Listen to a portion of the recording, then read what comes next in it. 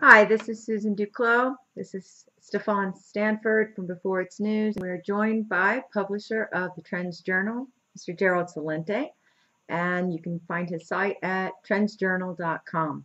Welcome, Mr. Celente, and thank you for being here with us. Well, thanks so much for having me. I go to your site quite frequently. It's wonderful what you're doing there. Thank you very much. Stefan? Thank you, Mr. Celente. It's an honor for Suzanne and I to have the opportunity to speak with you today. You've been forecasting trends now for 34 years with amazing accuracy. It's quite easy for most of us to see now that our country has reached the point of no return. The Ukrainian conflict has the potential to bring down the US dollar and the world economy along with it. Meanwhile, the police state is being built up around all across our country. It looks like at any time now, Barack Obama may begin using his many executive orders to institute martial law, economic martial law, and a further crackdown on our liberties in this once free society. Do you see any way that we as a country can avoid what you have been warning us about for many years now? Yes, I really do. The vacuum, to me, has never been larger and more apparent. Look at the latest polls that just came out, and you see where President Obama's approval rating is at all-time lows. What people forget is that at his inauguration, they booed President Bush off the stage. So what we have here are basically two people. We had Bush and now Obama, which the public now has very low regard. I just saw Obama give his talk in Brussels the other day, and it was reminded me of being in high school and listening to a substitute teacher that nobody paid any attention to. That's how empty it was. He's not even pulling his lines off the teleprompter without any meaning behind it. I say this because when the curtain is open and you can see there's no one behind it, that's the best time to institute a real change in direction from where we are. To me, again, when you look at Bush's popularity rating in the toilet when he left, and Obama's going into it, of course we still have a couple of more years of him, it could be filled with something else. I say this because both political parties, to me, are nothing more than mafia. And all we do every 4 years is elect a new head of one of the two crime families. And I don't say this, to be sarcastic. I say it in fact. Both the Democrats and the Republicans are mass murderers and grand thieves. They steal our money and give it to their buddies for whatever, under any pretense they want, be it too big to fail or just stealing in the name of taxes. And they're mass murderers. If I was the first time you ever knew me and I'm on your show, and I said to you, Susan, I'm really good at killing people, you'd say, my God, we've got a maniac over there. Exactly. And that's what our president says, Barack Obama. So when I say mass murderers, and of course the millions that are dead in Iraq, and there's countless tens of thousands that have been slaughtered in Afghanistan, I believe now is the best time in my entire life to see something replace the two criminal gangs. Okay, following up on that, you said in the winter 2014 Trends Journal that a promising future can be obtained if we, the people, reestablish the true essence of the Constitution and restore the principle upon which the U.S. was founded. Well, how would that happen? Because to paraphrase you, we don't have a choice between two great men in elections anymore, but we have to choose between the lesser of two evils. How do you propose that we reestablish the true essence of the Constitution?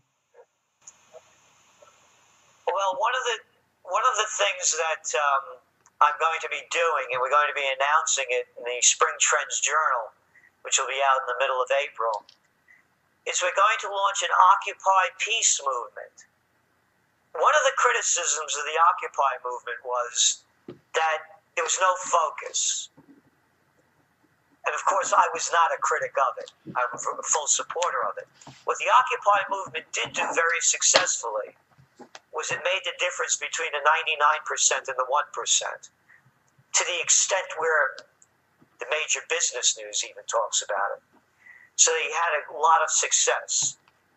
Going back to your question, Susan, and putting it into perspective about the Constitution and the OccupyPeace.us movement, and then we'll be putting up a website very shortly when we come out with the Trends Journal, could be summed up in three words that will, I believe, will rally all people in the United States who believe in the Constitution, the principles upon which this nation was founded, and the beliefs of our founding fathers. No foreign entanglements. Three words. And building on these three words, we change the entire course of where the nation is and where it's going. Even with the propaganda coming out against Russia, most Americans are not fearful of Russia. And they have taken a stand against entanglement in Ukraine. And the reason I believe they're doing that is because they're watching our country fall apart in front of them. Whether it's decaying Detroit, rotting Trenton, Camden, Oakland, East St. Louis, name your place. Jobs stink, pays lousy, debt skyrocketing. What is it, over $1 trillion for students getting out of college?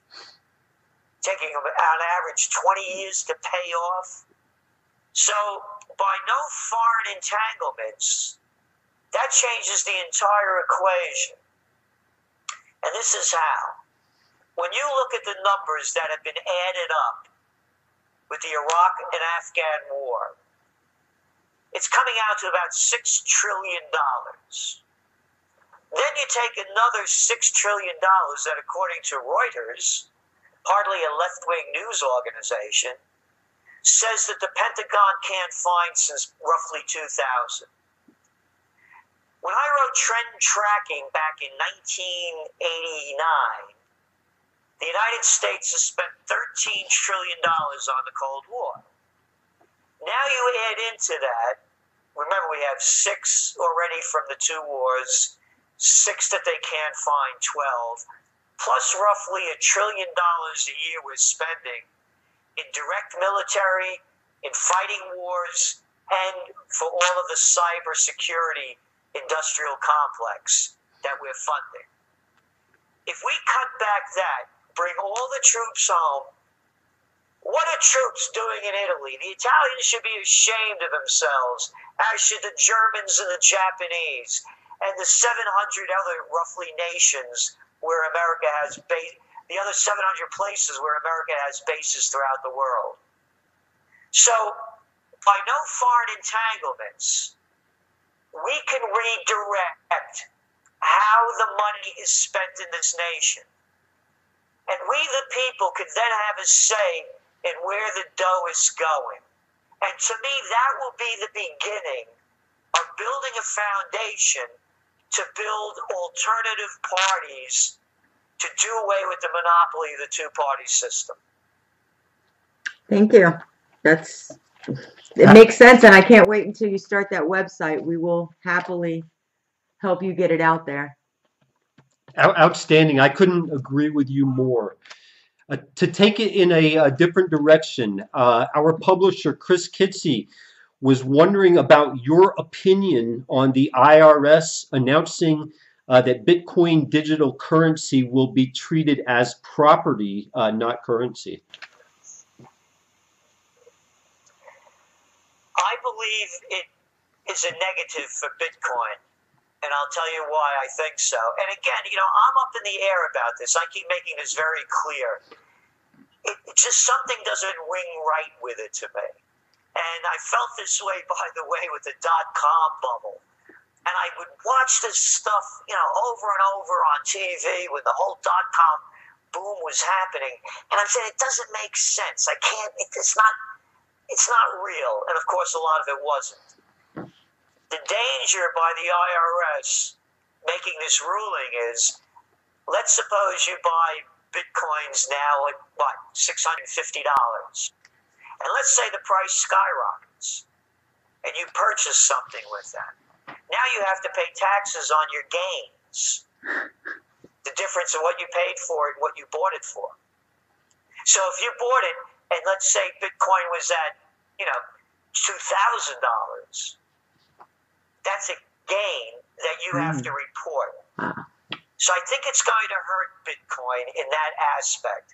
On the other part of the positive element is that it makes it legitimate because the government is talking about it. Good point. I also believe that if it becomes any kind of a serious threat, they'll bring it down like that. Just like what happened with the bank in Japan over there. And people are still, they can't get their money out of it. So you have a couple of scandals like this happening. It could really be a negative for Bitcoin.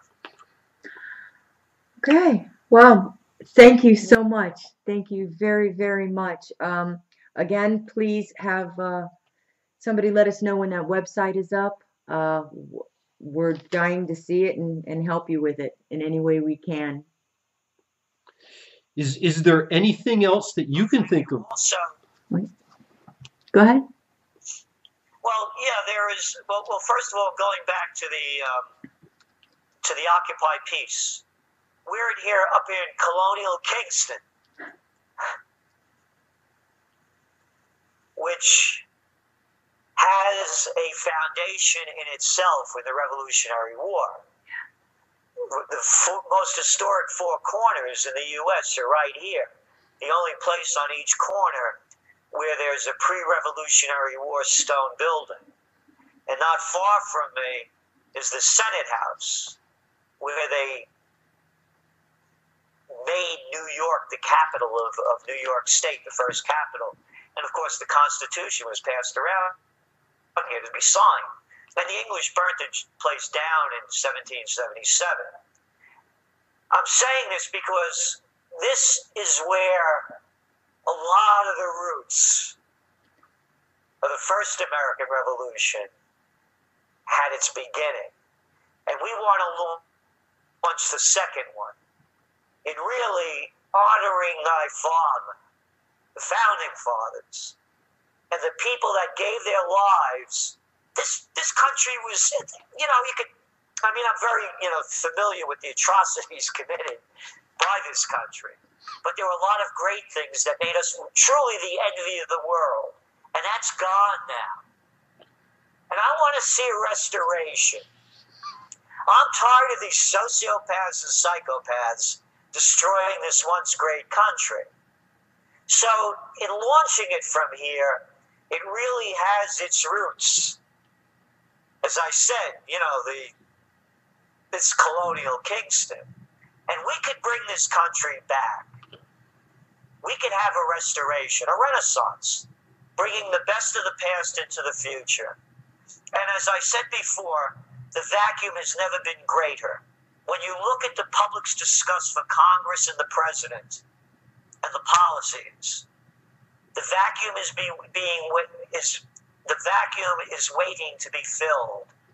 And it's up to us, each of us, to do what we can to fill it with something that replaces the horrors that they have created. So, I really want to emphasize that this is an everyone's movement. And if enough of us say no foreign entanglements,